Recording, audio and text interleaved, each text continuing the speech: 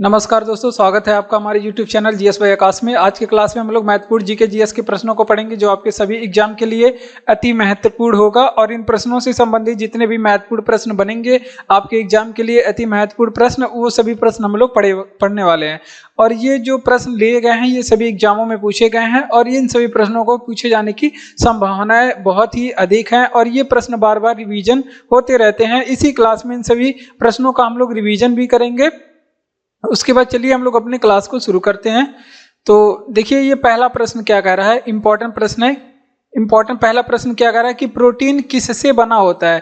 देखिए प्रोटीन जो है ये अमीनो अम्ल से बना होता है। किसका बना होता है? अमीनो अम्ल से बना होता है। तो ये तो बात आप लोग ध्यान रखेंगे, प्रोटीन किससे बना होता है। ये साइंस का प्रश्न है और यहाँ पे जीएस के जितने भी सब्जेक्ट होते हैं सभी का हम लोग रिवीजन कर लेते हैं। प्रोटीन के बारे में थोड़ी बहुत बातें हम लोग याद रखेंगे, जैसे कि क्या यहाँ से पूछा जाएगा। अगर आपसे पूछे कि सर्वाधिक प्रोटीन भैया किस चीज में पाया जाता है, सर्वाधिक जो प्रोटीन है ये किस चीज में पाया जाता है, तो आप लोग बता देंगे किसमें? सोयाबीन में सबसे ज्यादा प्रोटीन पाया जाता है। ठीक, उसके बाद अगर आपसे पूछे कि हमारे शरीर में प्रोटीन का पाचन कौन सा अंग करता है, और उसके बाद शरीर का निर्माण अगर आपसे पूछे, हमारे शरीर का निर्माण जो है क्या करता है, शरीर का निर्माण करने का काम ये प्रोटीन करता है। क्या करता है? प्रोटीन शरीर का निर्माण, शरीर में वृद्धि करता है। और पाचन करने का काम तो ये पेंटोस और पेप्सिन और ट्रिप्सिन नामक पेप्सिन एंड ट्रिप्सिन नामक जो एंजाइम होते हैं, ट्रिप्सिन नामक एंजाइम जो है ये जो है प्रोटीन का पाचन करते हैं। साथ में ये बात भी आप लोग को याद रखना है। अगला प्रश्न हम लोग देखते हैं। अगर आपसे पूछे कि मरासमस नामक रोग और क्वासियोरकर नामक रोग, क्वासियोरकस ये रोग दोनों जो है किसकी कमी से होता है?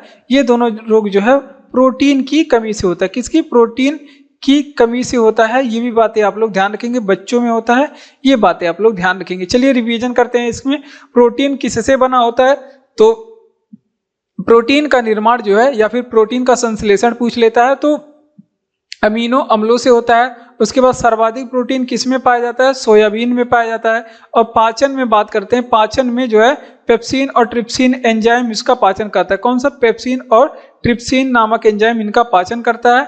उसके बाद शरीर का निर्माण किससे होता है? प्रोटीन से शरीर का निर्माण होता है। ये भी बातें आप लोग ध्यान रखेंगे। मरासमस और क्वासियोरकर नामक रोग जो है ये प्रोटीन की कमी से होता है। किसकी कमी से? प्रोटीन की कमी से होता है। इन दोनों बातों को आप लोग ध्यान रखेंगे। अगला प्रश्न है, खेल के लिए सर्वोच्च पुरस्कार कौन सा है। देखिए जो खेल के क्षेत्र में दिया जाने वाला सबसे महत्वपूर्ण प्रश्न है। क्या कह रहा है कि खेल के लिए जो इसका पहले नाम क्या था? खेल के क्षेत्र में जो दिए जाने वाला पुरस्कार है, पहले नाम इसका राजीव गांधी खेल रत्न पुरस्कार था। क्या था? राजीव गांधी खेल रत्न पुरस्कार इसका नाम था। अब इसका जो स्थापना है इसका 1991 में हुआ था। अब इसका नाम बदल गया है। अब इसका नाम क्या हो गया है? अब इसका नाम हो गया मेजर ध्यानचंद खेल रत्न पुरस्कार। मेजर ध्यानचंद क्या हो गया? मेजर ध्यानचंद खेल रत्न पुरस्कार इसका नाम हो गया। अब कब से इसका नाम हो गया? तो ये 2021 में इसका नाम बदला गया। कब? 2021 से इसका नाम मेजर ध्यानचंद खेल रत्न पुरस्कार इसका नाम अब हो गया है। अगर आपसे पूछे कि इसका जो है पुरस्कार राशि कितना, इसमें पुरस्कार राशि कितना दिया जाता है खिलाड़ी को, तो 25 लाख रुपए इसमें आप लोग याद रखना है। इसमें 25 लाख रुपए का पुरस्कार राशि दिया जाता है। अगर आपसे पूछे इसको सर्वप्रथम मतलब सबसे पहले किसे दिया गया था, सबसे पहले इसको किसे दिया गया था, तो इसके पहले विजेता है विश्वनाथ आनंद। ये विश्वनाथ आनंद कौन है? तो ये शतरंज के पहले ग्रैंड मास्टर है। कौन है? विश्वनाथ आनंद जो है ये शतरंज के ये आप लोग ध्यान रखेंगे कौन थे? शतरंज के पहले ग्रैंड मास्टर हैं। ये भी बातें आप लोग ध्यान रखेंगे। ठीक, ये बातें आप लोग को ध्यान रखना है। चलिए इसका इतने प्रश्न का रिवीजन कर लेते हैं। देखिए अगर आपसे पूछे कि खेल के लिए सर्वोच्च पुरस्कार कौन सा है, तो पहले इसका नाम क्या था, राजीव गांधी खेल रत्न पुरस्कार। अब इसका नाम हो गया है मेजर ध्यानचंद खेल रत्न पुरस्कार, 2021 से इसका नाम ये हो गया। उसके बाद अगर आपसे पूछे पुरस्कार राशि 25 लाख रुपए। सबसे पहले इसके विजेता कौन है, विश्वनाथ आनंद को दिया गया है, जो एक शतरंज के क्या है, जो शतरंज के ग्रैंड मास्टर हैं। अगला प्रश्न क्या कह रहा है, अगला प्रश्न कह रहा है कि कपास किस कुल से संबंधित है। तो देखिए कपास के बारे में बात करें तो इसका कुल पूछ रहा है, तो अगर इसके कुल के बात करें तो ये इसके कुल का नाम क्या है कपास के, तो ये बातें आप लोग ध्यान रखेंगे। मालवेसी कुल का ये पौधा है, किसका,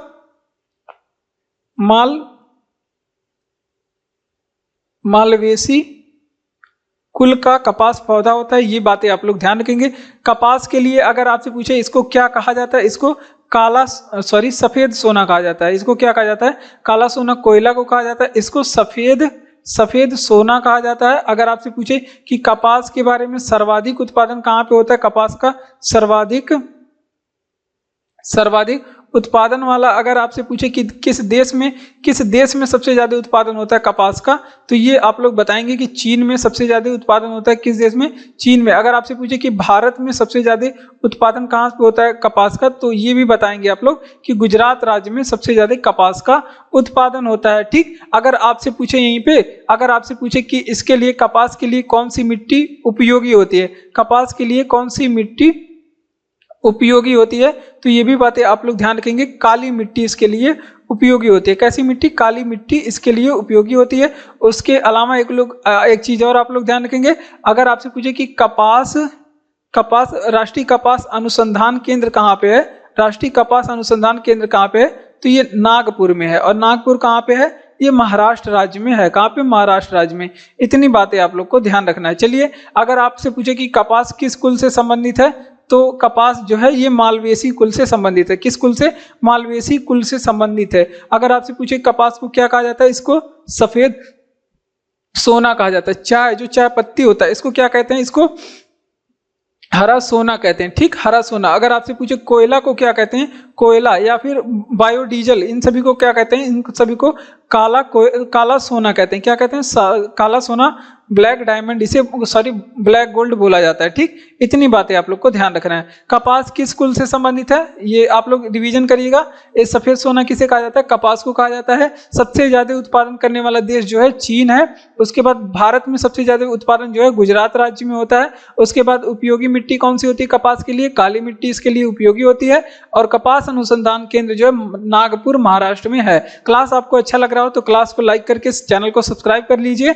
और पीडीएफ आपको टेलीग्राम चैनल का लिंक डिस्क्रिप्शन में दिया गया है, वहां पे मिलेगा। बढ़ते हैं अपने अगले प्रश्न की ओर। अगला प्रश्न है कि चेरनोबिल विनाशकारी परमाणु दुर्घटना कब हुई थी। ये 1896 में हुई थी। कब हुई थी ये दुर्घटना, 1896 में हुई थी। अगर आपसे पूछे कि चेरनोबिल है कहाँ पे, तो ये यूक्रेन में है। कहाँ पे, यूक्रेन में है। यूक्रेन की राजधानी अगर आपसे पूछे क्या है, तो कीव यूक्रेन की राजधानी है। क्या है, कीव यूक्रेन की राजधानी है। हम लोग क्या पढ़ने वाले हैं ये, अगर आपसे पूछे इसी तरह से और भी, अगर आपसे पूछे कि भोपाल गैस त्रासदी कब हुई थी, भोपाल गैस त्रासदी कब हुई थी, तो ये जो है भोपाल गैस त्रासदी ये मध्य प्रदेश में हुआ था। कहाँ पे, मध्य प्रदेश में हुआ था। ये बातें आप लोग को ध्यान रखना है। भोपाल गैस त्रासदी कहाँ पे, मध्य प्रदेश के भोपाल में। अगर आपसे पूछे कि भोपाल गैस त्रासदी कब हुआ था, तो ये 1984 में हुआ था। अगर कुछ और चीजें आप लोग को यहाँ पे ध्यान रखना है, और क्या चीज बता दें, हाँ अगर आपसे पूछे कि अमेरिका,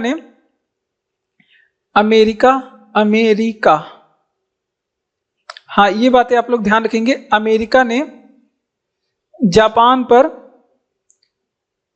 पर परमाणु हमला कब किया था, परमाणु हमला कब किया था, तो देखिए ये दो जगह पे किया था। एक तो भोपाल ने जो है अमेरिका ने जापान पे परमाणु हमला किया था। एक तो हिरोशिमा में किया था और एक नागासाकी में किया था। यहाँ पे नोट कर लेते हैं। अगर आपसे पूछे कि हिरोशिमा में कब किया था, हिरोशिमा में अगर आपसे पूछे कब किया था, तो ये किया था 6 अगस्त, हिरोशिमा में हुआ था 6 अगस्त 1945 को। कब, द्वितीय विश्व युद्ध के समय। उसके बाद अगर आपसे पूछे कि नागासाकी में कब किया था, नागासाकी में परमाणु हमला कब किया था, तो ये 9 अगस्त को मारा था।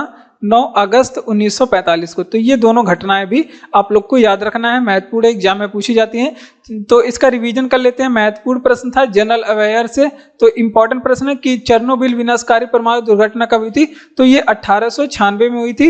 उसके बाद यूक्रेन में चेर्नोबिल जो है पावर प्लांट है, ठीक, परमाणु पावर प्लांट है, क्यू इसकी राजधानी है। भोपाल गैस त्रासदी मध्य प्रदेश में हुई थी। उसके बाद ये मध्य प्रदेश के भोपाल में 1984 में 3 दिसंबर 1984 में, इसीलिए 3 दिसंबर के दिन क्या मनाया जाता है? भोपाल गैस त्रासदी दिवस मनाया जाता है। अमेरिका ने जापान पर परमाणु हमला कब किया था? ये अगर आपसे पूछे तो ये दो टाइम किया था, दो जगह पे। एक तो हिरोशिमा में किया था, पहला हिरोशिमा में और दूसरा नागासाकी में। हिरोशिमा में 6 अगस्त 1945 को और नागासाकी में 9 अगस्त 1945 को हुआ था। ये दोनों बातें भी आप लोग को याद रखना है। अगला प्रश्न क्या कह रहा है? अगला प्रश्न इंपॉर्टेंट है, यहाँ पे स्टैटिक जीके से। यहाँ पे कुछ संस्थाएं, उसकी स्थापना कब हुआ था, उसका जो मुख्यालय कहाँ पे है, ये सभी बातें पूछा जाता है। संयुक्त राष्ट्र संघ की स्थापना कब हुआ था? तो देखिए इसका जो स्थापना है वो 24 अक्टूबर, आप लोग को ध्यान रखना है, 1945 को हुआ था। अगर आपसे पूछे कि इसका मुख्यालय कहाँ पे है, तो न्यूयॉर्क में मुख्यालय। अगर आपसे पूछे इसमें सदस्य कितने, 193 देश सदस्य हैं। ये बातें आप लोग को ध्यान रखना है। और कुछ संस्थाएं, उनकी स्थापना के बारे में देख लेते हैं। जैसे अगर आपसे पूछे कि नाटो की स्थापना कब हुई थी, अगर आपसे नॉर्थ अटलांटिक ट्रेटी ऑर्गेनाइजेशन, जिसे नाटो कहते हैं, अगर आपसे पूछे इसकी स्थापना कब हुई थी, तो 1949 में इसकी स्थापना हुई थी और ब्रुसेल्स बेल्जियम में इसका हेडक्वार्टर है। और बात करते हैं इसमें सदस्य कितने हैं, तो 32 देश इसमें सदस्य हैं। और नवीनतम इसमें सदस्य देश कौन सा है? स्वीडन इसका नवीनतम सदस्य देश है। और अगला बात करते हैं, अगर आपसे पूछे कि नाम की स्थापना कब हुई थी, नाम का स्थापना अगर आपसे पूछे कब हुई था, तो इसका जो स्थापना है 1961 में हुआ था। अगर आपसे पूछे कि सार्क के बारे में, अगर आपसे पूछे सार्क, SAARC, सार्क का अगर आपसे पूछे स्थापना कब हुआ था, तो 1985 में इसका स्थापना हुआ था। अगर मुख्यालय पूछे तो काठमांडू नेपाल में इसका मुख्यालय है। कहाँ पे? काठमांडू में इसका क्या है? हेडक्वार्टर है। ये बातें आप लोग को ध्यान रखना है। अगर आपसे पूछे कि IMF की स्थापना कब हुई थी, IMF अंतर्राष्ट्रीय मुद्रा कोष, या फिर अगर आपसे पूछे कि विश्व बैंक, इन दोनों का स्थापना कब हुआ था? ब्रेटन वुड्स सम्मेलन 1944 के द्वारा 1945 में इसकी स्थापना होती है। इसका मुख्यालय दोनों का कहाँ पे है? वाशिंगटन DC में इनका मुख्यालय है। दोनों बातें आप लोग को ध्यान रखना है। IMF के जो क्रिस्टलीना जॉर्जिवा इसके हेड हैं, क्रिस्टलीना जॉर्जिवा इसकी हेड है। कौन है? क्रिस्टलीना जॉर्जिवा इसकी हेड है।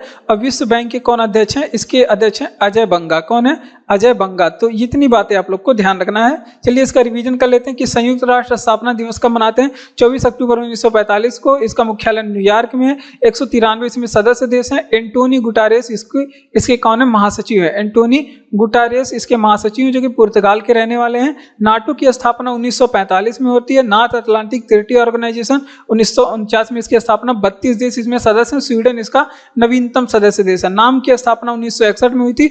और सार्क की स्थापना 1885 में। इसे दक्षेस भी बोलते हैं। क्या बोलते हैं? दक्षेस भी बोलते हैं। काठमांडू में इसका हेडक्वार्टर है। उसके बाद IMF और विश्व बैंक की स्थापना दोनों की 1945 में हुई थी। जो है मुख्यालय इसका वाशिंगटन DC में, अमेरिका की राजधानी भी है। ये भी बातें आप लोग ध्यान रखना है।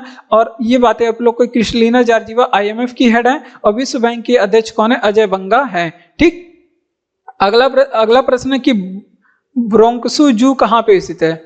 ब्रोंक्स जू कहाँ पे स्थित? जू मतलब क्या होता है? चिड़ियाघर। यहाँ पे आप लोग ध्यान रखेंगे, जू मतलब क्या होता है?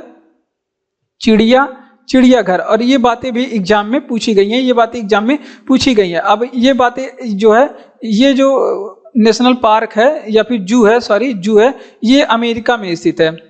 कहाँ पे स्थित है? अमेरिका में स्थित है। ये बातें आप लोग को ध्यान रखना है। अगर आपसे पूछे कि जो है कोलंबस कहाँ गया था? पहले बात, अमेरिका में। कोलंबस नेशनल पार्क, कोलंबस चिड़ियाघर कहाँ पे स्थित है? कोलंबस चिड़ियाघर ये कहाँ पे स्थित है? तो ये भी बातें आप लोग को ध्यान रखना है, अमेरिका में स्थित है। अगर आपसे पूछे कि मास्को चिड़ियाघर कहाँ पे स्थित है? मास्को नाम से क्लियर है। मास्को जो है चिड़ियाघर या फिर जू, अगर आपसे पूछे मास्को चिड़ियाघर, ये कहाँ पे होगा? मास्को रूस की राजधानी है, तो ये रूस में ही होगा। अगर आपसे पूछे कि टोरंटो चिड़ियाघर कहाँ पे स्थित है? टोरंटो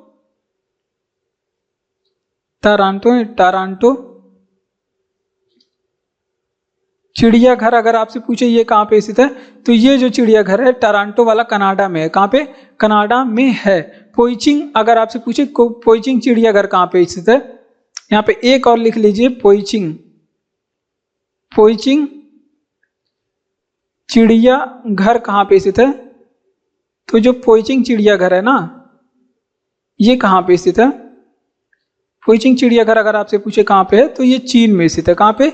चीन में। इतनी बातें आप लोग को ध्यान रखना है। आइए चलिए इसका रिवीजन करते हैं कि ब्रोंक्स जू चिड़ियाघर कहाँ पे स्थित है? अमेरिका में स्थित है। कोलंबस चिड़ियाघर कहाँ पे स्थित है? ये भी अमेरिका में स्थित है। कहाँ पे? अमेरिका में स्थित है कोलंबस चिड़ियाघर। मास्को चिड़ियाघर कहाँ पे स्थित है? रूस में स्थित है। और टोरंटो चिड़ियाघर कहाँ पे स्थित है? ये कनाडा में स्थित है। कनाडा में स्थित है। ठीक, ये बातें आप लोग को ध्यान रखना है। और पोइचिंग चिड़ियाघर कहाँ पे है? चीन में। कहाँ पे? पोइचिंग चिड़ियाघर चीन में स्थित है। अगला प्रश्न हमारा क्या कह रहा है? नाभिकीय औषधि तथा संवर्धन विज्ञान संस्थान कहाँ पे स्थित है? तो देखिए ये तीसरा नंबर प्रश्न है कि नाभिकीय औषधि और ये कहाँ पे स्थित है? ये नई दिल्ली में स्थित है। ये संस्थान नई दिल्ली में स्थित है। और अगला बात आप लोग को क्या रखना है कि नाभिकीय, ये डीआरडीओ की क्या है? प्रयोगशाला है। ये बातें आप लोग ध्यान रखेंगे। डीआरडीओ की क्या है? प्रयोगशाला है। तो ये भी बातें आप लोग को ध्यान रखना है। डीआरडीओ की स्थापना कब हुई थी? 1 जनवरी। अभी इसका स्थापना दिवस भी मनाया गया। 1 जनवरी 1958 को इसकी स्थापना होती है। अगर आपसे पूछे कि हमारे पास औषधि अनुसंधान संस्थान कहाँ पे है? औषधि अनुसंधान, केवल केंद्रीय औषधि अनुसंधान पूछे कहाँ पे है, तो ये लखनऊ में हो जाएगा। कहाँ पे? लखनऊ में हो जाएगा। अगर आपसे पूछे कि वन अनुसंधान कहाँ पे हमारे पास, वन अनुसंधान कहाँ पे है, अनुसंधान संस्थान कहाँ पे है, तो ये देहरादून है।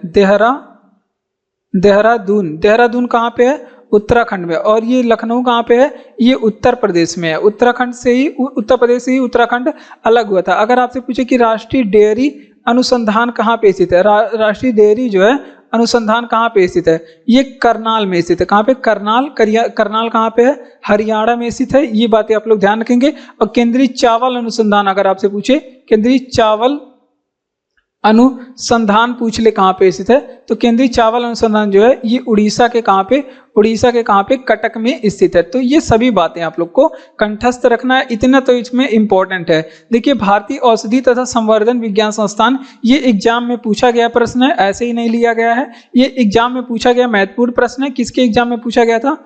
तो ये एसआई के एग्जाम में पूछा गया था। नाभिकीय औषधि तथा संवर्धन संस्थान कहाँ पे स्थित है? ये नई दिल्ली में स्थित है। और ये डीआरडीओ की क्या है? प्रयोगशाला है। DRDO defence research and development organisation. 1 जनवरी 1958 को इसकी स्थापना, दिल्ली में इसका क्या है? मुख्यालय। कहाँ पे? दिल्ली में इसका मुख्यालय है। औषधि अनुसंधान कहाँ पे है? ये लखनऊ उत्तर प्रदेश में। वन अनुसंधान संस्थान कहाँ पे है? देहरादून में। वन स्थिति रिपोर्ट यही जारी किया जाता है उत्तराखंड में। उसके बाद डेयरी अनुसंधान करनाल हरियाणा में। अगर आपसे पूछे कि यहाँ पे चावल अनुसंधान कहाँ पे है, तो कटक उड़ीसा में है। अदिस अबाबा किसकी राजधानी? तो देखिए हमारे एग्जाम में कुछ राजधानियां, उस देश की राजधानियां और उसकी मुद्राओं के बारे में पूछा जाता है। तो अदिस अबाबा अगर आपसे पूछे किसकी राजधानी है, तो इथियोपिया की राजधानी है। इथियोपिया की राजधानी क्या है? अदिस अबाबा। अगर आपसे पूछे कि ईरान की राजधानी क्या है, तो तेहरान है। क्या है? तेहरान। अगर आपसे पूछे कि सूडान की राजधानी क्या है, सूडान की राजधानी, तब खार्तूम बताएंगे। क्या बताएंगे? खार्तूम बताएंगे। लेकिन अगर आपसे पूछे कि दक्षिणी सूडान की राजधानी बता दीजिए, दक्षिणी सूडान की राजधानी बता दीजिए, तब क्या बताएंगे? दक्षिणी सूडान की राजधानी जुबा बताएंगे। क्या हो गया? जुबा। दक्षिणी सूडान की राजधानी जुबा। नॉर्वे की राजधानी पूछ ले, नॉर्वे की राजधानी पूछ ले, तो नॉर्वे की राजधानी ओस्लो बताएंगे। क्या होता है? ओस्लो। अगर आपसे पूछे कि यहाँ पे यूक्रेन की राजधानी बता दीजिए, यूक्रेन की, तो यूक्रेन की राजधानी अभी हमने बताया कीव होती है। अगर आपसे पूछे कि बोलीविया की राजधानी बता दीजिए, बोलीविया की राजधानी बता दीजिए, बोलीविया, तो लापाज इसकी राजधानी क्या है? ला पाज इसकी राजधानी है। अगर एक चीज और अगर आपसे पूछे कि पेरू का राजधानी बता दीजिए पेरू की, तो इसकी राजधानी है लीमा। तो इतनी चीजें आप लोग को ध्यान रखना है। चलिए इसका रिवीजन करते हैं कि अदिस अबाबा किसकी राजधानी, तो इथियोपिया की राजधानी क्या है, अदिस अबाबा है। ईरान की राजधानी क्या है, तेहरान है। ईरान की राजधानी क्या है, तेहरान है। सूडान की राजधानी क्या है, खार्तूम है। दक्षिणी सूडान की राजधानी क्या है, जुबा है। उसके बाद नॉर्वे की राजधानी क्या है, ओस्लो। नॉर्वे की राजधानी क्या है, ओस्लो। अगर आपसे पूछे कि वहीं पे यूक्रेन की राजधानी क्या है, कीव। पेरू की राजधानी क्या है, लीमा। और बोलिविया की राजधानी क्या है, ला पाज। बोलिविया की राजधानी क्या है, ला पाज। इतनी बातें आप लोग को ध्यान रखना है। आइए चलिए अगले प्रश्न की ओर। अगला प्रश्न क्या कह रहा है कि इंडियन नेशनल एसोसिएशन की स्थापना, कुछ संस्थाएं, जो हमारा भारतीय राष्ट्रीय आंदोलन हो रहा था तो उस समय कुछ संस्थाओं की स्थापना की गई थी, कुछ संगठनों की स्थापना की गई थी और उनके संस्थापक कुछ थे और उनके बारे में एग्जाम में पूछा जाता है। जैसे 1876 में इसकी स्थापना हुई थी। कब हुई थी, इंडियन नेशनल एसोसिएशन की स्थापना 1876 में हुई थी। कांग्रेस की अगर आपसे पूछे कि स्थापना कब हुई थी, कांग्रेस की स्थापना के बारे में अगर आपसे पूछे कब हुई थी तो 1885 में इसकी स्थापना हुई थी। और उसके बाद किसने किया था, तो एओ ह्यूम ने इसकी स्थापना किया था। कांग्रेस के बारे में आप लोग को ये याद रखना है। अगर आपसे पूछे कि इंडियन लीग की स्थापना कब हुई थी, इंडियन लीग की स्थापना कब हुई थी, 1975 में। इंडियन लीग की 1875 में इंडियन लीग की स्थापना होती है। कब होती है, बहुत पुरानी संस्था भाई, 1875 में इसकी स्थापना होती है। ईस्ट इंडिया एसोसिएशन की स्थापना, ईस्ट इंडिया एसोसिएशन इसकी अगर आपसे पूछे स्थापना कब हुई थी, 1866 में। कब हुई थी, 1866 में। बहिष्कृत हितकारिणी सभा के बारे में बता दीजिए। बहिष्कृत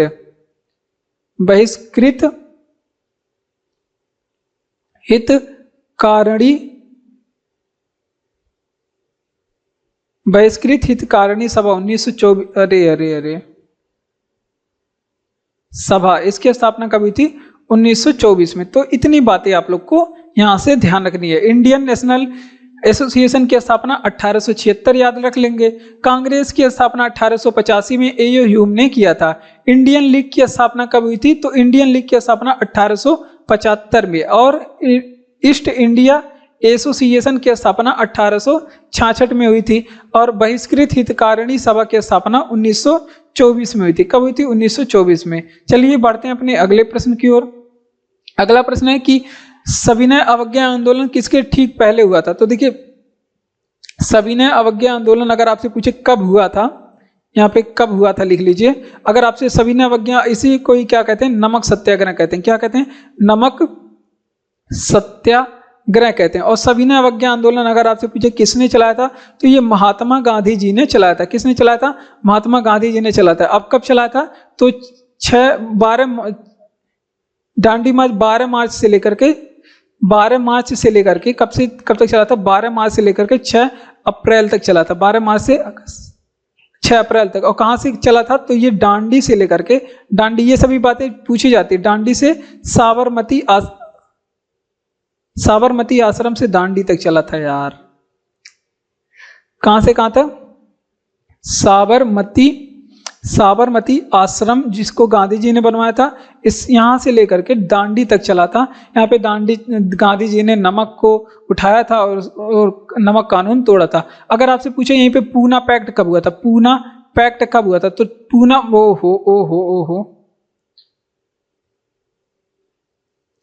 पूना पैक्ट के बारे में पूछ ले तो 1932 में हुआ था। और किसके किसके बीच, तो भीमराव अंबेडकर और गांधी जी के बीच में हुआ था। किसके बीच में, भीमराव अंबेडकर और गांधी जी के बीच में हुआ था। एक चीज और आप लोग ध्यान रखेंगे, सांप्रदायिक पंचायत कब आया था, सांप्रदायिक पंचायत अगर आपसे पूछे कब आया था, तो 1932 में आया था। और रैमजे मैकडोनाल्ड इससे संबंधित है। कौन, रैमजे मैकडोनाल्ड किससे संबंधित है, इसी से संबंधित है। ठीक, ये बातें आप लोग को ध्यान रखिएगा। चलिए इसका रिवीजन करते हैं कि सविनय अवज्ञा आंदोलन किसके ठीक पहले हुआ था। तो नमक सत्याग्रह के ठीक पहले हुआ था। किसके? नमक सत्याग्रह के ठीक पहले महात्मा गांधी जी ने नमक सत्याग्रह को शुरू किया था। 12 मार्च से लेकर के 6 अप्रैल तक ये चला था। 12 मार्च से 6 अप्रैल तक साबरमती आश्रम से दांडी तक की ये यात्रा थी। 24 किलोमीटर की यात्रा, 24 दिन का समय लगा था। ये बातें आप लोग ध्यान रखेंगे। 241 मील थी और सांप्रदायिक पंचायत 1932 में आया था और रैमजे मैकडोनाल्ड इससे संबंधित है। पूना पैक्ट भी 1932 में हुआ था। तीसरा गोलमेज सम्मेलन भी 1932 में हुआ था। भीमराव अंबेडकर और गांधी जी के बीच में हुआ था और ये बातें आप लोग को ध्यान रखना है। पूना पैक्ट यरवदा जेल में। अगला प्रश्न है कि परोपकारिणी सभा के संस्थापक कौन है? तो ये भी मॉडर्न हिस्ट्री से प्रश्न है। परोपकारिणी सभा के संस्थापक कौन है? दयानंद सरस्वती हैं। यहाँ पे आप लोग नोट करेंगे कौन है?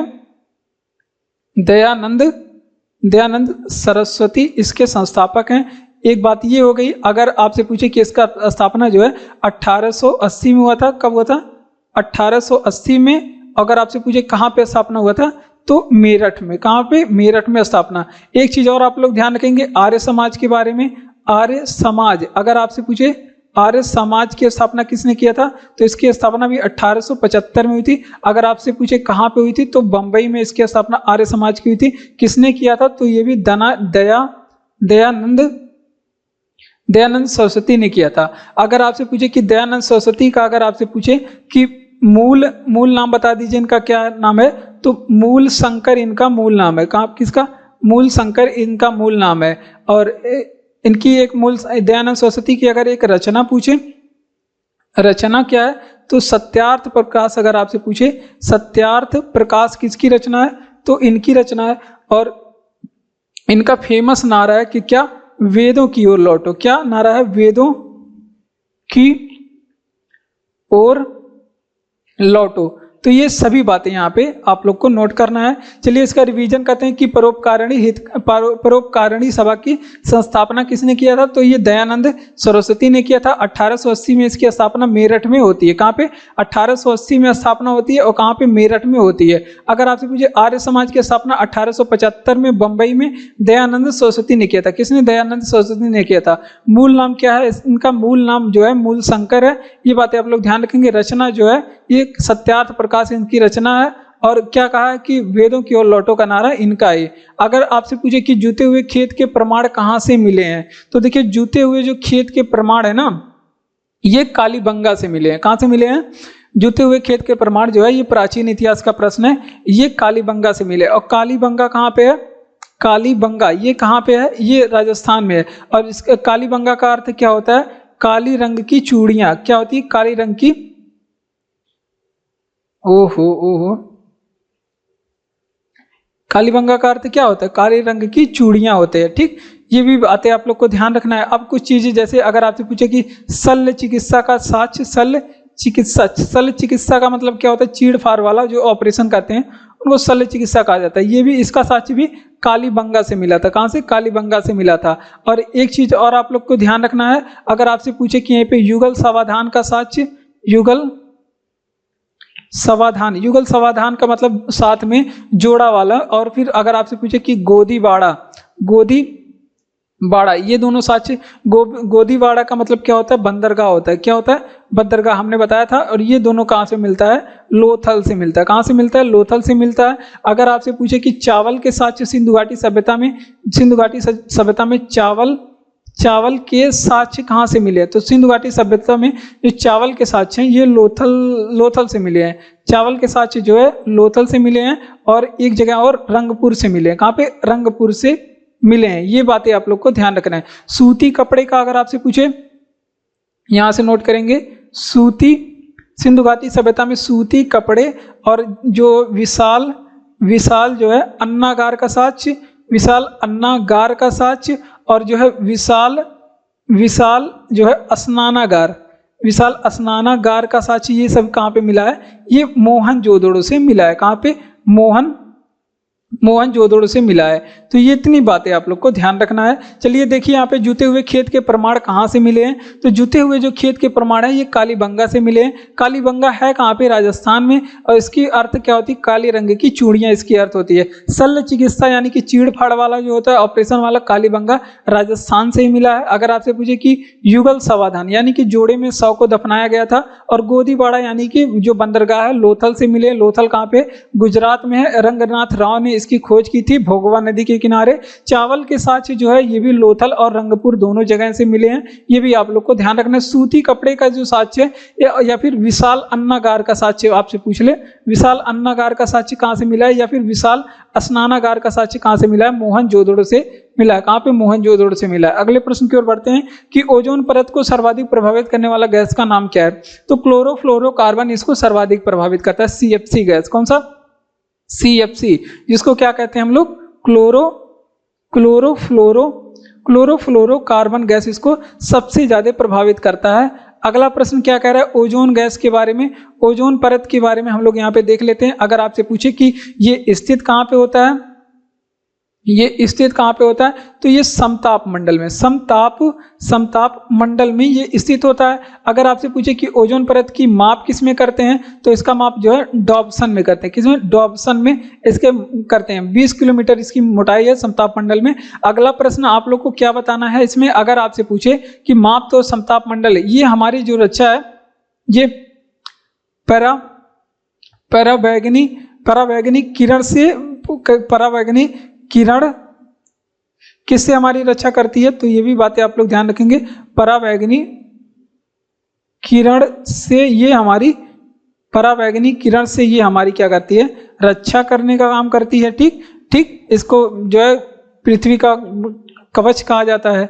और उसके बाद आप लोग को क्या बताना है, हाँ, अगर आपसे पूछे कि ये जो है ओजोन दिवस हम लोग कब मनाते हैं, ओजोन दिवस कब मनाते हैं, तो 16 सितंबर 1987 को क्या हुआ था, मॉन्ट्रियल प्रोटोकॉल हुआ था। कहाँ पे, मॉन्ट्रियल, कहाँ पे, कनाडा में मॉन्ट्रियल प्रोटोकॉल हुआ था।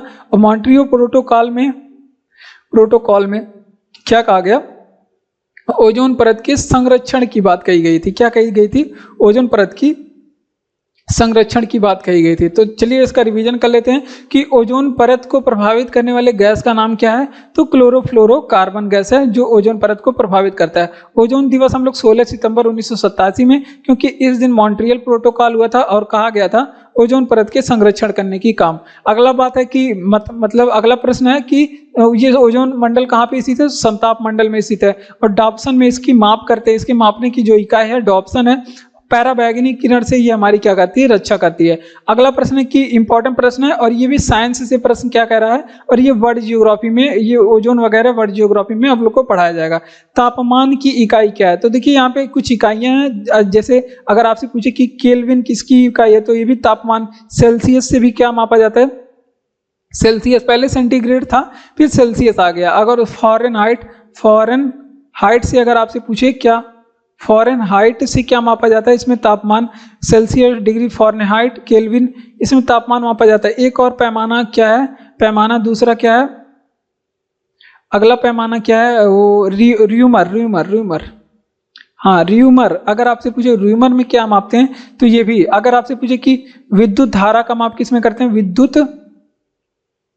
विद्युत धारा का माप किसमें करते हैं, तो एम्पियर में करते हैं। किसमें, विद्युत धारा का माप एम्पियर में करते हैं। अगर आपसे पूछे कि विद्युत शक्ति का माप किसमें, ये सभी पूछा जाता है। विद्युत शक्ति का माप किसमें करते हैं, वाट का माप। अगर आपसे पूछे कि प्रतिरोध का माप किसमें करते हैं, प्रतिरोध है, तो इसको क्या मापते हैं, ये भी बहुत बार एग्जाम में पूछा गया। प्रतिरोध ओम में मापते हैं, ठीक, ओम इसकी इकाई है। अगर आपसे पूछे कि विद्युत विभवांतर का माप क्या है, वाट। अगर आपसे पूछे विद्युत विभवांतर जो है, इसका जो है यूनिट का है, तो वाट वोल्ट होता है। इसका क्या होता है, वोल्ट होता है, ठीक। अगर आपसे पूछे एक तो पारसेक, अगर आपसे पूछे दूरी की सबसे बड़ी इकाई जो होती है पारसेक कई बार एग्जाम में पूछा गया है। और प्रकाश वर्ष, ये दोनों बहुत पूछा जाता है, प्रकाश वर्ष और पारसेक, ये दोनों किसकी इकाई है? ये दूरी की इकाई है। दूरी की सबसे बड़ी वाली जो इकाई है, सबसे बड़ी वाली, ये क्या है? पारसेक है। ये भी बातें आप लोग को ध्यान रखना है। चलिए इसका रिवीजन करते हैं कि तापमान की इकाई क्या है। तो केल्विन है तापमान की इकाई। क्या है? केल्विन तापमान की इकाई। सेल्सियस जो है ये भी आपके तापमान की इकाई। फ़ारेनहाइट ये भी। र्यूमर भी तापमान मापने के लिए प्रयोग किया जाता है। विद्युत धारा की जो इकाई एम्पियर है, और उसके बाद विद्युत शक्ति का इकाई वाट है। शक्ति जब आ जाएगा तो वाट हो जाएगा। प्रतिरोध का मात्रक ओम होता है। उसके बाद हमने बताया विद्युत विभवांतर किससे मापते हैं? गैल्वेनोमीटर से। इसका जो मात्रक होता है वोल्ट होता है। पारसेक की इकाई जो है इसमें दूरी मापते हैं। प्रकाश वर्ष जो है पारसेक, इसको दूरी का मापक है। ठीक। अगला प्रश्न है कि मार्स गैस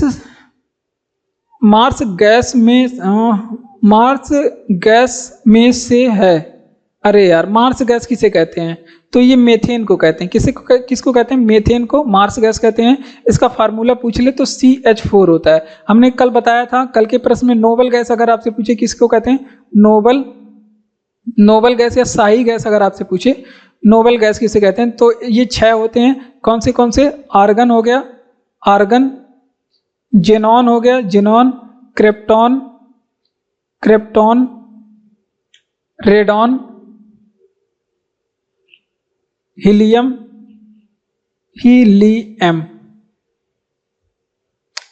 हो गया। हीलियम, नियॉन नहीं हुआ, नियॉन हो गया। 4 हो गए, नियॉन 6 हो गए। तो ये सभी जो गैस हैं, ये सभी जो है नोबल गैस होते हैं। या इसे ही क्या कहते हैं? अक्रिय गैस कहते हैं। क्या कहते हैं? अक्रिय गैस कहते हैं। या फिर इसे ही क्या कहते हैं? निष्क्रिय गैस कहते हैं। क्या कहते हैं? निष्क्रिय गैस कहते हैं। ठीक। अगला प्रश्न क्या है? अगला प्रश्न आप लोग को ध्यान रखना है। मार्स जो है मीथेन CH4 हो गया। अब यहाँ पे अश्रु गैस किसे कहते हैं? यहाँ पे आप लोग बताएंगे अश्रु, जो आंसू देने वाले गैस होते हैं, जिसको कई बार एग्जाम में ये पूछा गया है। अश्रु गैस पहले एग्जामों में बहुत पूछे जाते हैं। अश्रु गैस जो है ये है आपका क्लोरो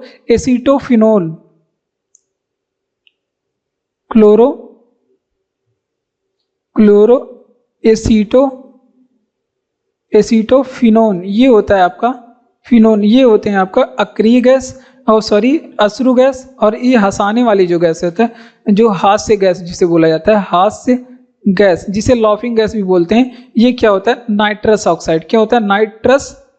नाइट्रस ऑक्साइड होता है। नाइट्रस ऑक्साइड या फिर N2O। तो इतनी बातें आप लोग को ध्यान रखना है। तो मार्स गैस है तो मीथेन को क्या बोलते हैं? मार्स गैस बोलते हैं। यहाँ पे देख लीजिए, मीथेन को क्या बोलते हैं? मार्स गैस कहते हैं। फार्मूला इसका CH4 होता है। नोबल गैस किसे? आर्गन, जेनॉन, क्रिप्टॉन, रेडॉन और फिर हीलियम, नियॉन। ये सभी क्या होते हैं? ये सभी नोबल गैस होते हैं, जिन्हें अक्रिय गैस भी कहते हैं, निष्क्रिय गैस भी कहते हैं। और अश्रु गैस जो होते क्लोरो एसीटोफिनोन को क्या कहते हैं? अश्रु गैस कहते हैं। और हास्य गैस को क्या कहते हैं? Nitrous oxide.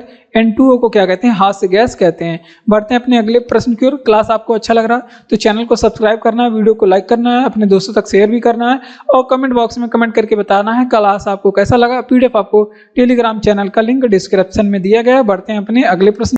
अगला प्रश्न महत्वपूर्ण है। कह रहा है कि ग्रैमी अवार्ड किस क्षेत्र से संबंधित है? तो देखिए, कुछ पुरस्कार और वो किस क्षेत्र से संबंधित है, ये एग्जाम में पूछा जाता है।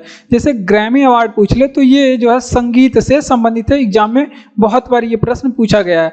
अगर आपसे पूछ ले कि ऑस्कर पुरस्कार किससे संबंधित है, ऑस्कर, तो ऑस्कर जो है, ऑस्कर पुरस्कार ये फिल्म क्षेत्र में दिया जाता है। फिल्म क्षेत्र में दिया जाता है। तो ये बातें भी आप लोग को ध्यान रखना है। अगर आपसे पूछे कि प्रित्जर पुरस्कार किस क्षेत्र में दिया जाता है, प्रित्जर, तो ये प्रित्जकर होता है यार। तो ये अगर आपसे पूछे प्रित्जकर पुरस्कार के क्षेत्र में दिया जाता है, तो ये कला जो है साहित्य नहीं है, ये वास्तुकला के क्षेत्र में, वास्तुकला के क्षेत्र में दिया जाता है। अगला प्रश्न है, अगर आपसे पूछे कि ज्ञानपीठ पुरस्कार किस क्षेत्र में दिया जाता है, ज्ञानपीठ पुरस्कार किस क्षेत्र में दिया जाता है, तो ये साहित्य के क्षेत्र में दिया जाने वाला पुरस्कार है। अगर आपसे पूछे कि धन्वंतरी पुरस्कार किस क्षेत्र में दिया जाता है, धन्वंतरी पुरस्कार किस क्षेत्र में दिया जाता है, तो ये चिकित्सा के क्षेत्र में। धन्वंतरी कौन थे? एक चिकित्सक थे। तो ये भी बातें आप लोग ध्यान रखेंगे, चिकित्सा के क्षेत्र में धन्वंतरी पुरस्कार दिया जाता है। और ये चंद्रगुप्त द्वितीय के दरबार में रहते थे। ये भी अगर आपसे पूछे कि ये किसके धन्वंतरी किसके दरबार में रहते थे, तो चंद्रगुप्त सेकंड के दरबार में रहते थे। और ये किस वंश के थे, तो ये गुप्त काल से संबंधित है। किस काल से संबंधित है, गुप्त काल से संबंधित है। एक बार एक चीज और आप लोग ध्यान रखेंगे, कहाँ पे लिखते हैं, यहाँ पे लिख देते हैं। अगर आपसे पूछे कि द्रोणाचार्य पुरस्कार किस क्षेत्र में दिया जाता है, द्रोणाचार्य पुरस्कार किस क्षेत्र में दिया जाता है, तो ये खेल के क्षेत्र में दिया जाता है। किस क्षेत्र में, खेल के क्षेत्र में।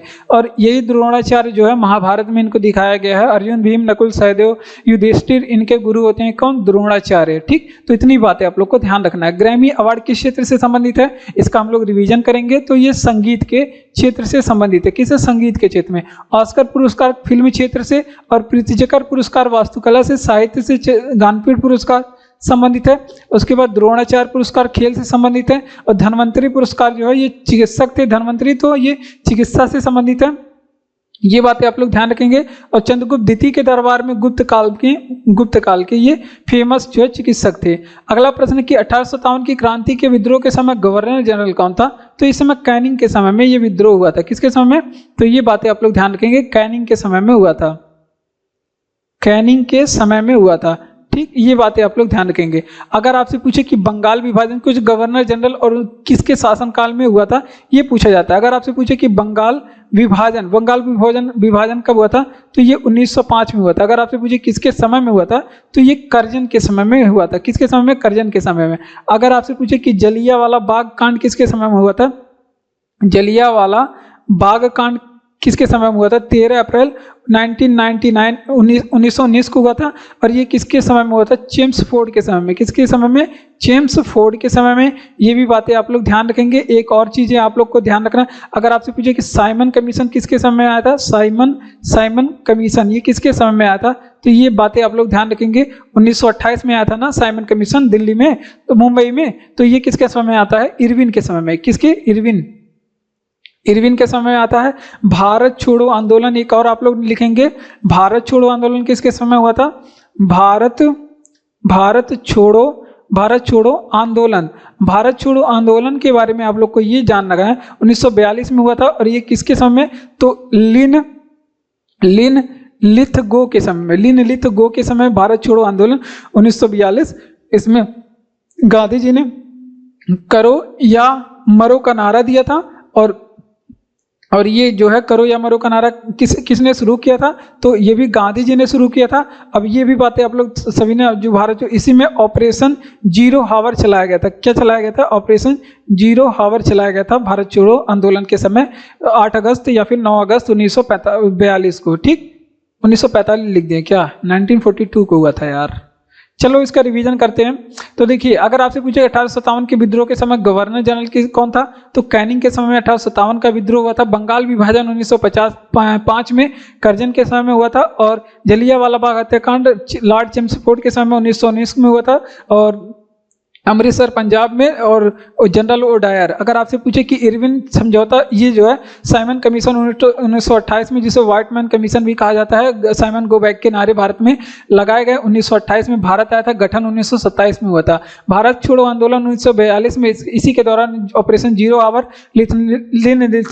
लॉर्ड लिन लिथगो के समय चला था। करो या मरो का नारा इसमें गांधी जी ने लगाया था, और गांधी जी ने भारत छोड़ो आंदोलन का नेतृत्व किया था। अगर आपसे पूछे कि सूर्य और तारे में ऊर्जा का स्रोत क्या है, तो इसमें जो है ऊर्जा का स्रोत जो है नाभिकीय संलयन होता है। तो ये भी बातें आप लोग ध्यान रखेंगे। इसमें जो है ऊर्जा का स्रोत क्या होता है, नाभिकीय संलयन के द्वारा इसमें ऊर्जा आती है। अगर आपसे पूछे कहीं पे परमाणु हाइड्रोजन बम में पूछे, इसमें भी संलयन होता है। हाइड्रोजन बम में ऊर्जा का स्रोत कैसे होता है, तो इसमें हाइड्रोजन बम पूछ ले या फिर सूर्य में पूछ ले, सूर्य में, तो इन सभी ऊर्जा का स्रोत क्या होता है, इसमें भी नाभिकीय संलयन अभिक्रिया होती है। क्या होती है, नाभिकीय संलयन अभिक्रिया होती है। अगर यहीं पे हाइड्रोजन बम आपसे पूछ रहा है, हाइड्रोजन बम इसमें कौन सी अभिक्रिया होती है, हाइड्रोजन बम किसने बनाया, ओपेनहाइमर ने। और इसमें जो कौन सी अभिक्रिया होती है, तो इसमें जो है नाभिकीय ओहो नाभिकीय, इसमें नाभिकीय विखंडन अभिक्रिया होती है। कैसी अभिक्रिया? नाभिकीय विखंडन अभिक्रिया होती है।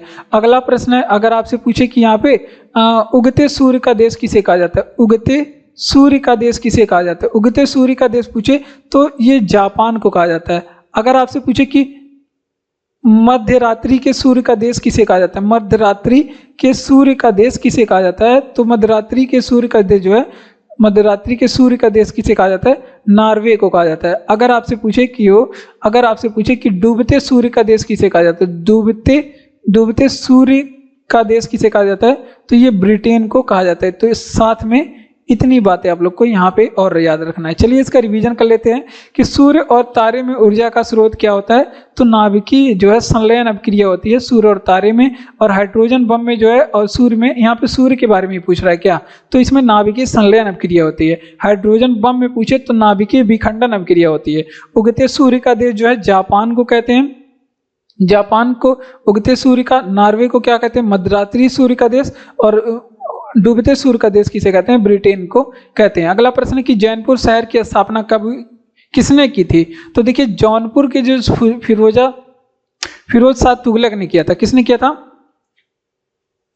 जौनपुर शहर की स्थापना फिरोज शाह तुगलक ने किया था। अब जौनपुर को ये बसाया क्यों था, किसके याद में बसाया था, तो ये भी पूछा जाता है। तो अपने चचेरे भाई, इसके चचेरे भाई कौन थे भाई, ये आप लोग बताएंगे। चचेरे, ये चचेरे भाई का क्या नाम था? जौना खां नाम था। क्या था? जौना खां के याद में इसमें बनवाया था। किसके याद में? चचेरे भाई जौना खां। यही आगे चल करके मोहम्मद बिन तुगलक बनता है। यही बड़ा होके क्या बनता है? मोहम्मद बिन तुगलक बनता है। ठीक, ये बातें आप लोग को ध्यान रखना है। मोहम्मद बिन तुगलक, यही आगे चल के मोहम्मद बिन तुगलक बनता है। जौना खां का नाम ही होता है। अगला प्रश्न हमने क्या बताया कि जौनपुर किस नदी के किनारे, अगर आपसे पूछे कि किस नदी किनारे ये स्थित है, तो ये आप लोग को ध्यान रखना है, ये गोमती नदी के किनारे स्थित है। किस नदी के किनारे? गोमती नदी के। कुछ अन्य शहर को ये बसाया था, अन्य शहर भी ये बसाया था। अगर कुछ अन्य शहरों के बारे में अगर आपसे पूछे, हिसार, फिरोजाबाद, फतेहाबाद, ये किसने बसाया था? सब फिरोज शाह तुगलक ने बसाया था। हिसार को किसने बसाया? फिरोजाबाद को। अगर आपसे पूछे फिरोजाबाद को किसने बसाया? अगर आपसे पूछे फतेहाबाद को किसने बताया? फतेहाबाद को किसने बसाया? या फिर एक चीज और, आप लोग फिरोजपुर को अगर आपसे पूछे किसने बसाया था? फिरोजपुर को। अब जौनपुर पूछ रहा है, तो जौनपुर थोड़ा फेमस है, महत्वपूर्ण है, ये बातें एग्जाम में पूछी जाती हैं। साथ में आप लोग को ये चीजें भी, हिसार किसने बसाया कभी पूछ ले, और फिरोजाबाद किसने बसाया, फतेहाबाद किसने बसाया, फिरोजपुर किसने बसाया, तो ये सभी बातें भी आप लोग ध्यान रखेंगे। ये भी फिरोज शाह तुगलक ही बसाता है, ये भी बातें आप लोग को ध्यान रखना है। अगला प्रश्न किसकी याद में, तो चचेरे भाई जौना खां के याद में ये बनवाया था। मोहम्मद बिन तुगलक जो है, मोहम्मद बिन तुगलक आगे चल के जौना खां का नाम ही होता है। और ये किस नदी के किनारे बनाया गया है, तो गोमती नदी के किनारे बनाया गया है। ठीक, अगला प्रश्न है कोयला। ये महत्वपूर्ण प्रश्न है और इंडियन ज्योग्राफी में आप लोग इसे पढ़ेंगे। क्या है कोयला, किस प्रकार की चट्टान है, तो देखिए कोयला जो कायांतरित चट्टान, अवसादी चट्टान होता है, अवसादी चट्टान होता है। जबकि हम अवसादी चट्टान को ही क्या बोलते हैं, इसको ही बोलते हैं परतदार चट्टान बोलते हैं। क्या बोलते हैं? परतदार चट्टान बोलते हैं। मैं चट्टानों के बारे में देख लेते हैं। अगर आपसे पूछे कि चट्टान कितने प्रकार के होते हैं, चट्टान ये 3 प्रकार के होते हैं। कौन कौन से? एक तो होता है आपका आग्नेय चट्टान, आग्नेय बेसाल्ट कैसा चट्टान है, आग्नेय चट्टान है। और फिर एक होता है अवसादी चट्टान, अवसादी चट्टान, और एक होता है आपका रूपांतरित चट्टान। कौन सा? रूपांतरित चट्टान। रूपांतरित चट्टान को ही, इसी को भी बोलते हैं कायांतरित चट्टान। क्या बोलते हैं इसको? कायांतरित। रूप और काया दोनों एक चीज है, कायांतरित चट्टान। यहाँ पे कोयला है, कोयले के बारे में अगर आपसे पूछे थोड़ी सी बातें, अगर आपसे पूछे कि भूरा कोयला किसे कहा जाता है, भूरा कोयला, तो ये आप लोग बताएंगे लिग्नाइट को क्या कहा जाता है। अगर आपसे पूछे कि लिग्नाइट को क्या कहा जाता है, भूरा कोयला कहा जाता है। लिग्नाइट को क्या कहा जाता है? भूरा कोयला कहा जाता है। अगर आपसे पूछे कि सबसे उच्च श्रेणी का कोयला जो होता है वो कौन सा होता है, तो एंथ्रेसाइट सबसे उच्च श्रेणी का कोयला होता है। एंथ्रेसाइट का जो है सबसे उच्च श्रेणी का कोयला होता है। अगर आपसे पूछे सर्वाधिक भंडार कहाँ पे है, तो तमिलनाडु में सबसे ज़्यादा पाया जाता है। अगर आपसे पूछे सबसे निम्न श्रेणी का कोयला कौन सा होता है, सबसे निम्न श्रेणी का जो कोयला कौन सा होता है, तो पीट कोयला जो है सबसे निम्न श्रेणी का कोयला होता है। तो ये कोयलों के बारे में भी आप लोग ध्यान रखेंगे। और हमने बताया कोयला को क्या कहा जाता है, इसे काला सोना कहा जाता है। क्या कहा जाता है, काला सोना भी कहा जाता है। चलिए इसका रिवीजन कर लेते हैं कि देखिए कोयला किस प्रकार की चट्टान है, तो ये अवसादी चट्टान है, ठीक, और इसे परतदार चट्टान भी कहते हैं। चट्टानें जो है 3 प्रकार की होती हैं, आग्नेय चट्टान, अवसादी चट्टान, कायांतरित चट्टान, या फिर इसे रूपांतरित चट्टान कहते हैं। अवसादी चट्टान को हमने बताया कि इसको परतदार चट्टान भी बोलते हैं। क्या बोलते हैं, परतदार चट्टान। और भूरा कोयला जो है लिग्नाइट है, भूरा कोयला।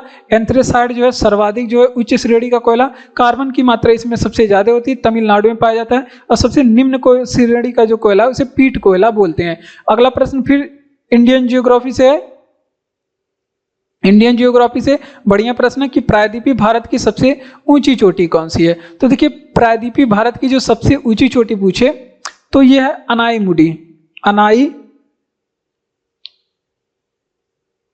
अनाईमुडी सबसे ऊंची चोटी हो जाती है। अनाईमुडी सबसे ऊंची चोटी हो जाती है। अगर अनाईमुडी की हाइट पूछे तो 2695 मीटर इसकी हाइट है। अगर आपसे पूछे कि जो है आपके नीलगिरी में जाते हैं, अगर आपसे पूछे नीलगिरी के बारे में, अगर आपसे पूछे नीलगिरी की सबसे ऊंची चोटी कौन सी है, नीलगिरी की सबसे ऊंची चोटी क्या है, तो इसका नाम है डोड्डा बेट्टा। क्या नाम है, डोड्डा बेट्टा इसका नाम है, ठीक, डोड्डा बेट्टा इसका नाम है। अगर आपसे पूछे कि इसकी जो हाइट कितनी है, तो इसकी हाइट जो है 2637 मीटर। कितनी है, 2637 मीटर। और ये जो प्रायद्वीपीय भारत की दूसरी सबसे ऊंची चोटी है, ये प्रायद्वीपीय भारत की दूसरी सबसे ऊंची चोटी है। तो ये भी बातें आप लोग ध्यान रखेंगे। यहाँ पे देखिए पश्चिमी घाट जो होता है इस तरह से होता है ना, इसको बोलते हैं क्या होता है, पश्चिमी घाट, ठीक, पश्चिमी घाट को ही क्या बोलते हैं, इसको सह्याद्री भी बोलते हैं। क्या बोलते हैं, सह्याद्री भी बोलते हैं। और पश्चिमी घाट और पूर्वी घाट, पश्चिमी घाट और पूर्वी घाट, इन दोनों को जो मिलन बिंदु है यहाँ पे, इसी को क्या कहते हैं, नीलगिरी पर्वत कहते हैं। क्या कहते हैं, नीलगिरी पर्वत बोलते हैं। अब नीलगिरी पर्वत की खास बात यह है कि यहाँ पे टोडा जनजाति मिलती है, टोडा। तो ये पूछा जाता है टोडा जनजाति कहाँ पे पाई जाती है, टोडा जनजाति तो इसी नीलगिरी पर्वत पे पाई जाती है। तो ये भी बातें आप लोग को ध्यान रखना है। चलिए इसका रिवीजन कर लेते हैं कि प्रायद्वीपीय भारत की सबसे ऊंची चोटी कौन सी है, तो अनाईमुडी है प्रायद्वीपीय भारत की सबसे ऊंची चोटी, 2695 मीटर इसकी हाइट है। नीलगिरी जो है, नीलगिरी की जो सबसे ऊंची चोटी है इसका नाम है डोडा बेटा, 2637 मीटर इसकी हाइट है। और ये प्रायद्वीपीय भारत की दूसरी सबसे ऊंची चोटी है। उसके बाद पश्चिमी घाट और पूर्वी घाट, जिसे पश्चिमी घाट को क्या बोलते हैं, इसको सह्याद्री भी बोलते हैं, और बोलते हैं इन दोनों के पूर्वी घाट के मिलन को, पश्चिमी घाट और पूर्वी घाट से जो पर्वतीय गांठ का निर्माण होता है उसको बोलते हैं नीलगिरी पर्वत। और इसमें एक टोडा जनजाति पाई जाती है, ठीक। अब बढ़ेंगे इसी के साथ अपने अगले प्रश्न की ओर। अगला प्रश्न है कि भारत में किसने अस्थायी स्वशासन को लागू किया था। तो भारत में जो अस्थायी स्वशासन को लागू करने वाले हैं रिपन, और लॉर्ड रिपन ने लागू किया था 1882। और ये बात एग्जाम में पूछी गई है, महत्वपूर्ण है। और मॉडर्न हिस्ट्री, इंडियन जियोग्राफी और पॉलिटी, ये बहुत ज्यादा इंपॉर्टेंट है आपके एग्जामों के लिए, ठीक। हिस्ट्री में मॉडर्न हिस्ट्री बहुत ज्यादा इंपॉर्टेंट है। और वर्ल्ड जियोग्राफी भी आप लोग देखते चलेंगे। तो इस क्लास में हमारे जीएस के जितने भी सब्जेक्ट हो जाते हैं, विश्वास मानिए सभी का आपका रिवीजन हो जाएगा। अब कुछ चीजें आप लोग ध्यान रखेंगे। अगर आपसे पूछे कि नियमित जनगणना, अगर आपसे पूछे किसके समय में शुरू हुई थी, भारत में नियमित जनगणना किसके समय हुई थी, तो 1881 में शुरू हुई थी। कब शुरू हुई थी, 1881 में शुरू हुई थी। और किसके समय में शुरू हुई थी, रिपन के समय। नियमित जनगणना का मतलब क्या होता है कि अब से जो जनगणना है वो हमेशा 10 साल के अंतराल पे होगा। वर्नाकुलर प्रेस एक्ट के बारे में यहाँ पे देख लेते हैं। वर्नाकुलर प्रेस एक्ट, ये अगर आपसे पूछे कि वर्नाकुलर प्रेस एक्ट कब आया था, तो ये आपसे पूछे कि लिटन के समय में आया था। लीटन के समय में 1878 में आया था, 1878 में आया था। अगर आपसे पूछे कि वर्नाकुलर प्रेस एक्ट को कब समाप्त किया गया, तो ये समाप्त रिपन के समय में हुआ। रिपन को 1882 में समाप्त किया गया था, 1882 में इसको समाप्त किया गया था। चलिए इसका रिवीजन कर लेते हैं। अगर आपसे पूछे कि भारत में किसने स्थानीय स्वशासन को लागू किया था, तो रिपन के समय में 1882 में लागू हुआ था, रिपन के समय में। और रिपन के समय में ही वर्नाकुलर प्रेस एक्ट को समाप्त किया गया, 1882, दोनों डेट सेम है। इस स्थानीय स्वशासन को इसने शुरू किया था। नियमित जनगणना किसके समय हुई थी, तो ये भी 1881 में हुई थी, रिपन के समय। वर्नाकुलर प्रेस एक्ट आया कब था, तो लीटन के समय में। यहाँ पे थोड़ी सी बातें 1978 में लीटन के समय में आया था। तो ये बातें आप लोग को ध्यान रखना है। अगला प्रश्न क्या कह रहा है कि लक्षद्वीप किससे निर्मित है, तो ये कोरल द्वीप है, ये प्रवाल द्वीप है, तो ये प्रवाल भित्ति से निर्मित है। किससे निर्मित है, तो ये प्रवाल, इसका निर्माण जो हुआ है प्रवाल भित्ति से हुआ है, जिसको क्या बोलते हैं, कोरल, ठीक, कोरल द्वीप बोलते हैं अंग्रेजी में। और इसका क्षेत्रफल अगर आपसे पूछे कि इसका क्षेत्रफल कितना है, तो 32 किलोमीटर स्क्वायर है। ये भी बात एग्जाम में पूछी गई है। पेट जब हो रहा था तो यहाँ से बहुत प्रश्न पूछा जा रहा था। अगर आपसे पूछे कि इसकी राजधानी क्या है, तो करावती इसकी राजधानी है। क्या है, करावती इसकी राजधानी है। तो ये भी बातें आप लोग ध्यान रखेंगे। उसके अलावा अगर ये भी पूछ सकता है कि ये स्थित कहाँ पे है, तो हम सभी जानते हैं कि अरब सागर में स्थित है। कहाँ पे, अरब सागर में। ये हमारी क्या है, एक यूनियन टेरेटरी है। अगर आपसे पूछे कि यहाँ पे भाषा कौन सी बोली जाती है, तो केरल के समीप है, तो यहाँ पे यही भाषा बोली जाती है, मलयालम। मलयालम, क्योंकि केरल में जो बोली जाने वाली भाषा, इसके पास कोई हाई कोर्ट नहीं है, तो ये अपना केरल हाई कोर्ट में काम चलाता है। केरल जो है, केरल हाई कोर्ट से इसका काम चलता है। तो ये भी बातें आप लोग ध्यान रखिए कि इसका जो हाई कोर्ट कहाँ पे है, केरल में ये है। अगर आपसे पूछे कि ये प्रवाल भित्ति जो है, इसका जो है लक्षद्वीप का, अगर आपसे पूछे कि आकार क्या है, लक्षद्वीप का आकार क्या है, तो घोड़े के नाल के समान, घोड़े के नाल के समान इसका आकार है। घोड़े का नाल ऐसे ऐसे होता है ना, ऐसे ऐसे ऐसे ऐसे, तो इसी के समान क्या है, इसका आकार है। चलिए इसका रिवीजन कर लेते हैं। देखिए, लक्षद्वीप का क्षेत्रफल पूछे तो 32 किलोमीटर स्क्वायर, राजधानी करावती है। अगर आपसे पूछे निर्मित किससे है, तो प्रवाल भित्ति से, जिसको कोरल बोलते हैं इंग्लिश में। अगर आपसे पूछे आकार कैसा है, तो घोड़े के नाल के समान इसका आकार है। स्थित कहाँ पे है, तो अरब सागर में स्थित है, यूनियन टेरेटरी ये है। भाषा क्या है इसकी, तो मलयालम भाषा है। उसके बाद केरल की जो है हाईकोर्ट, इसी की हाईकोर्ट में इनबिल्ट है दोनों। इसका कारभार केरल हाईकोर्ट में देखा जाता है। प्रसिद्ध ओणम त्योहार किस राज्य का, देखिए हमारे एग्जाम में महत्वपूर्ण प्रश्न यहाँ से जो बताएंगे आपके एग्जाम में, सभी आपके एग्जाम के लिए इंपॉर्टेंट होगा। ओणम त्योहार जो है ये केरल में मनाया जाता है। कहाँ पे, केरल में मनाया जाता है। और कुछ फेस्टिवल के बारे में, जैसे अगर आपसे पूछे खीर भवानी मेला कहाँ पे मनाया जाता है, खीर भवानी मेला ये कहाँ पे मनाया जाता है, ये जम्मू एंड कश्मीर में मनाया जाता है। कहाँ पे, जम्मू एंड कश्मीर में। उसके बाद सिंधु दर्शन मेला अगर आपसे पूछे कहाँ पे मनाया जाता है, सिंधु दर्शन मेला कहाँ पे मनाया जाता है, तो सिंधु नदी किस राज्य में बहती है, किस यूनियन टेरेटरी में, लद्दाख में बहती है, तो यहीं पे मनाया जाता है। खारची पूजा तो पूछे कहाँ पे मनाया जाता है, खारची पूजा फेस्टिवल कहाँ पे मनाया जाता है, तो ये त्रिपुरा में मनाया जाने वाला फेस्टिवल है। अगर आपसे पूछे कि यहीं पे अम्बुबाची का मेला कहाँ पे मनाया जाता है, तो ये अम्बुबाची का मेला, तो ये कामाख्या माता मंदिर असम में मनाया जाता है। कहाँ पे, असम में मनाया जाता है।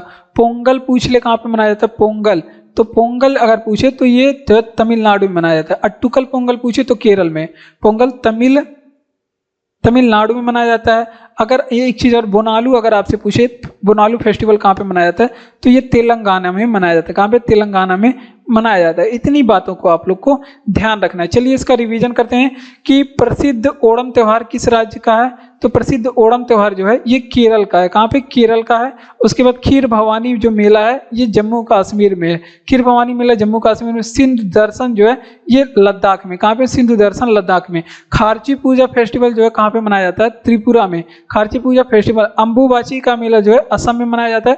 पोंगल त्योहार जो है तमिलनाडु में मनाया जाता है, तमिलनाडु में। और बोनालू त्योहार जो है तेलंगाना में मनाया जाता है। बढ़ते हैं अपने अगले प्रश्न की ओर। अगला प्रश्न हमारा कह रहा है कि किस नदी का उद्गम जो है अमरकंटक से हुआ है, तो नर्मदा नदी का जो है उद्गम जो है, अमरकंटक जो है मैकाल पहाड़ी की सबसे ऊंची चोटी है। मैकाल जो पहाड़ी होती है इसकी जो है ऊंची चोटी है। क्या, ऊंची चोटी है। तो ये भी बातें आप लोग को ध्यान रखना है। और अमरकंटक की बात करें, अगर इसके जो यहाँ से किस नदी का उद्गम होता है, नर्मदा नदी का उद्गम होता है। अगर आपको दिख नहीं रहा होगा शायद, अगर आपसे पूछे कि यहीं पे सोन नदी का उद्गम कहाँ से होता है, सोन नदी यहाँ पे लिख लीजिए, सोन नदी, इसका जो है उद्गम अगर आपसे पूछे कहाँ पे होता है, तो ये भी अमरकंटक से ही होता है। कहाँ से? अमरकंटक से। महानदी का उद्गम अगर आपसे पूछे, महानदी धीराकुंड बांध कहाँ पे? उड़ीसा में महानदी पे बना हुआ है। महानदी का उद्गम अगर आपसे पूछे तो ये सिंहवा पहाड़ी से होता है। कहाँ पे? सिंहवा पहाड़ी से यहाँ का उद्गम होता है। अगला बात अगर आपसे पूछे कि ताप्ती नदी का उद्गम कहाँ से होता है, ताप्ती नदी का उद्गम कहाँ से होता है, तो ये बैतूल जिला मध्य प्रदेश से होता है। बैतूल जिला कहाँ पे? मध्य प्रदेश से होता है इसका उद्गम। उसके बाद अगर आपसे पूछे कि कोसी नदी का उद्गम कहाँ से होता है, कोसी नदी का उद्गम कहाँ पे होता है, तो गोसाई धाम चोटी से इसका उद्गम होता है। गोसाई धाम चोटी नेपाल साइड में है। ठीक, तो इतना आप लोग को ध्यान रखना है कि किस नदी का उद्गम अमरकंटक से होता है। नर्मदा नदी का उद्गम अमरकंटक से होता है। और जो मैकाल पहाड़ी है उसकी सबसे ऊंची चोटी क्या है? नर्मदा नदी है। उसकी मैकाल पहाड़ी की जो सबसे ऊंची चोटी है वो अमरकंटक है। सोन नदी का जो उद्गम है वो कहाँ से होता है? सोन नदी का उद्गम अमरकंटक से ही होता है। महानदी का उद्गम जो है सिंहवा पहाड़ी से होता है। कहाँ पे? सिंहवा पहाड़ी से होता है। ये भी बातें आप लोग ध्यान रखेंगे। ताप्ती नदी का उद्गम बैतूल जिला मध्य प्रदेश से, बैतूल जिला जो है मध्य प्रदेश से। और कोसी नदी का जो उद्गम है ये गोसाई धाम चोटी से होता है। कहाँ पे? गोसाई धाम चोटी से होता है। ठीक, अगला प्रश्न इंपॉर्टेंट है साइंस से। साइंस से क्या इंपॉर्टेंट प्रश्न है? कह रहा है कि पौधों में जाइलम का कार्य क्या है। तो जाइलम जो है जैसे जल जैसे जाइलम, तो इसमें जो है जल को परिवहन, ये पौधे में पाए जाने वाला संवहन ऊतक होता है। तो ये जो क्या काम करता है? जल का परिवहन। परिवहन का मतलब क्या होता है? एक स्थान से दूसरे स्थान तक पहुंचाना। अगर आपसे पूछे कि जो है फ्लोएम क्या काम करता है, पौधे में फ्लोएम क्या काम करता है, तो ये काम करता है खनिज का परिवहन, खनिज का परिवहन करता है। ठीक, तो ये भी बातें आप लोग को ध्यान रखना है। अगर आपसे पूछे कि पत्तियों के बारे में भी एग्जाम में पूछा जाता है। पत्तियों का कार्य अगर आपसे पूछे, पत्तियों का कार्य क्या क्या होता है, तो यहाँ पे 3 कार्य आप लोग ध्यान रखेंगे। एक, प्रकाश संश्लेषण में भोजन बनाना। प्रकाश संश्लेषण, यहाँ पे लिखने में थोड़ी बहुत गलती हो सकती है। संश्लेषण में क्या बनाना? भोजन का निर्माण करना। वातपोष सर्जन करता है, वातपोष सर्जन करता है। ये भी बातें आप लोग ध्यान रखेंगे। वातपोष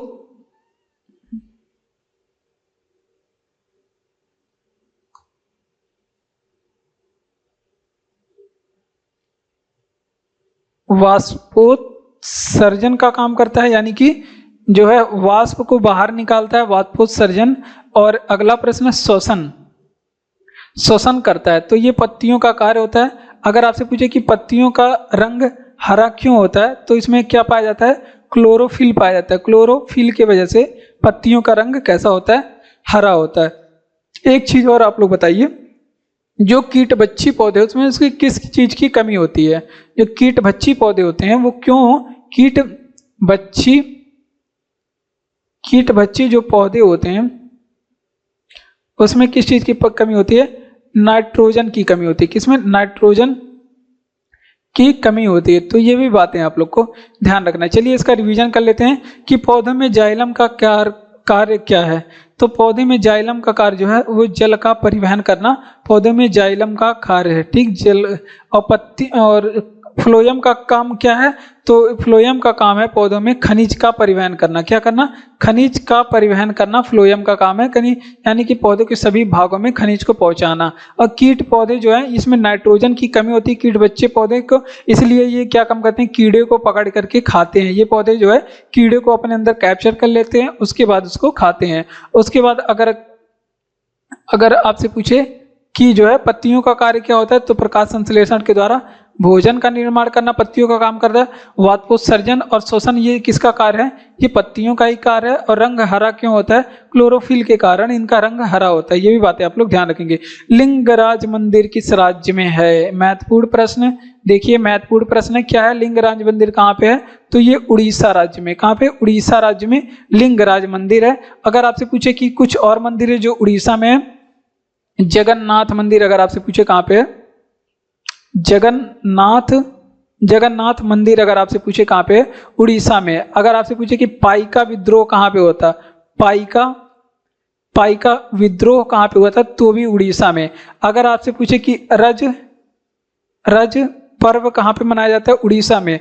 अगर आपसे पूछे कि नुआखाई पर्व कहाँ पे मनाया जाता है, नुआखाई मतलब नया चावल, ये कहाँ पे मनाया जाता है, उड़ीसा में। और धानु जात्रा त्योहार कहाँ पे मनाया जाता है, धानु जात्रा फेस्टिवल कहाँ पे मनाया जाता है, उड़ीसा में। अगर आपसे पूछे कि ब्लैक पैगोडा कहाँ पे, ब्लैक पैगोडा कहाँ पे है, तो ये भी कहाँ पे है, उड़ीसा में। ये इसको क्या है, ये कोणार्क मंदिर को ब्लैक पैगोडा कहा जाता है। इसको कोणार्क मंदिर को ही ब्लैक पैगोडा कहा जाता है। ये भी कहाँ पे है, उड़ीसा राज्य में है। तो इतना उड़ीसा से आप लोग को ध्यान रखना है। ये लिंगराज मंदिर भी पूछे उड़ीसा में है, जगन्नाथ मंदिर पूछे तो भी उड़ीसा में है, पाइका विद्रोह कहाँ पे हुआ था, उड़ीसा में, रज पर्व कहाँ पे मनाया जाता है, उड़ीसा में, नुआखाई फेस्टिवल उड़ीसा में, धानु जात्रा कहाँ पे, उड़ीसा में, ब्लैक पैगोडा कहाँ पे, उड़ीसा में, कोणार्क मंदिर कहाँ पे है, उड़ीसा में। बढ़ते हैं अपने अगले प्रश्न में और अगला प्रश्न है कि बिहार में 1857 की क्रांति का नेतृत्व किसने किया था?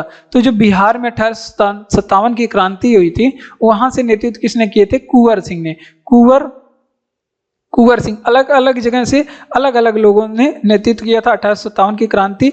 जैसे अगर आपसे पूछे कि लखनऊ से नेतृत्व किसने किया था, या फिर अवध भी पूछ सकता है, तो ये बेगम हजरत महल यहाँ से नेतृत्व करती है। कौन यहाँ से नेतृत्व करती हैं? बेगम हजरत महल यहाँ से नेतृत्व करती हैं। ठीक, ये बातें आप लोग को ध्यान रखना है लखनऊ से। अगर आपसे पूछे कि वहीं पे कानपुर से नेतृत्व किसने किया था, कानपुर से नेतृत्व तो नाना साहब यहाँ से नेतृत्व करते हैं। और तात्या टोपे, कौन? तात्या टोपे 1857 की क्रांति से यहाँ का नेतृत्व करते हैं। अगर आपसे पूछे कि वहीं पे इलाहाबाद से नेतृत्व किसने किया था, तो लियाकत अली ने किया था। लियाकत अली ने इलाहाबाद से नेतृत्व 1857 की क्रांति का करते हैं। फतेहपुर से अगर आपसे पूछे, फतेहपुर से 1857 की क्रांति कौन करते हैं, तो अजीमुल्ला करते हैं। कौन? अजीमुल्ला करते हैं। ये भी बातें आप लोग ध्यान रखेंगे। बरेली से अगर आपसे पूछे 1857 की क्रांति, तो खान बहादुर करते हैं। कौन? खान बहादुर 1857 की क्रांति का नेतृत्व करते हैं। तो इतनी बातें आप लोग को यहाँ पे ध्यान रखना है।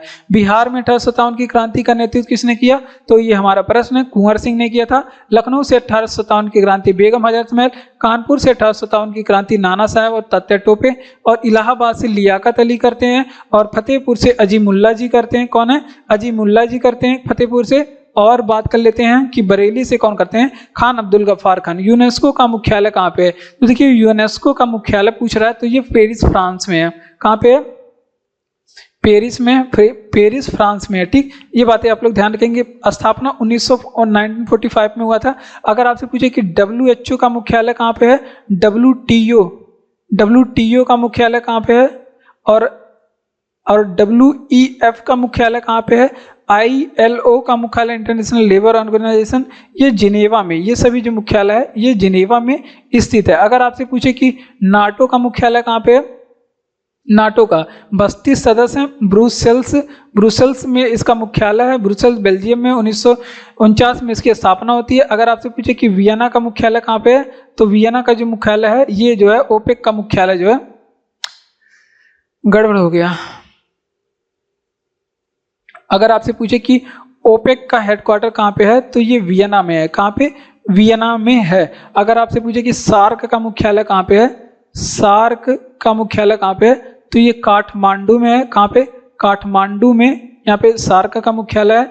1985 में इसकी स्थापना हुई थी। और अंतरराष्ट्रीय न्यायालय, मोस्ट इंपॉर्टेंट, अंतरराष्ट्रीय न्यायालय का मुख्यालय कहाँ पे है, तो द हेग में इसका मुख्यालय। कहाँ पे?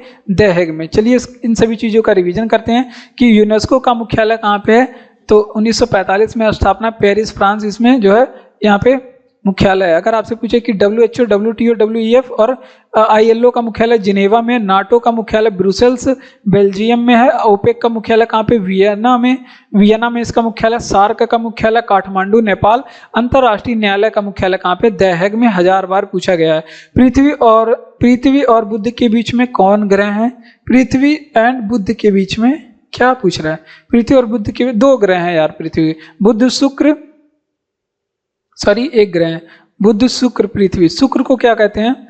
आइए चलिए सभी ग्रहों का क्रम देख लेते हैं। तो देखिए सबसे पहले बुध ग्रह है, सबसे पहले जो है बुध ग्रह है, फिर आपका शुक्र ग्रह है, शुक्र ग्रह के बाद आता है आपकी प्यारी पृथ्वी, अपना पृथ्वी आता है, और पृथ्वी के बाद आता है आपका मंगल, मंगल ग्रह के बाद आता है आपका बृहस्पति, बृहस्पति ग्रह आता है, और बृहस्पति के बाद आता है आपका शनि, शनि ग्रह आता है, और शनि ग्रह के बाद आता है आपका अरुण, अरुण ग्रह आता है, अरुण ग्रह के बाद आता है वरुण, वरुण, और ये सबसे दूर स्थित ग्रह है। आइए चलिए सबकी एक एक दो विशेषताएं भी लिखते हैं। ये सबसे दूर स्थित ग्रह है, ठीक। शनि ग्रह के बाद इसमें क्या है, न्यूनतम जो है, न्यूनतम